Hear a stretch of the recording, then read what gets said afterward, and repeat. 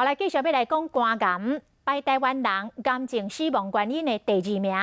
死型肝炎就是肝癌的原凶。虽然台湾的医疗已经真发达了，但是到即摆也是有死肝砖头的存在。像这个台南市的将军区，40岁以上的居民，讲每10个人都有这个死型的肝炎。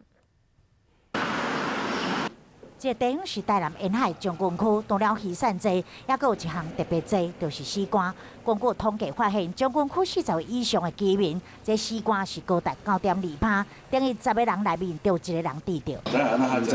我嘛唔知，普通是拢知影，米肝、死肝，啊，唔知讲即句才严重着呢。你感觉你做过？我唔捌就做愈有问题，无问题啊。将军就像沿海地区，其实都是从事养殖渔业或是渔业的工作，它相对也比较劳累，对，所以他们可能会希望可以得到立即的一个所谓的医疗改善，就让他精神变好一点。所以呢，他们的使用针具的机会其实就相对的比较多。统计资料嘛指出，国内死肝患者经常集中伫偏乡，部分的原住民社区除了卫生因素，像共用器皿也佫有增加非法的医剂造成感染，嘛因为过去死肝疗法容易产生副作用，病患的接受度无高。例如说干扰素打了之后，在早期呢会有点像感冒的症状，会有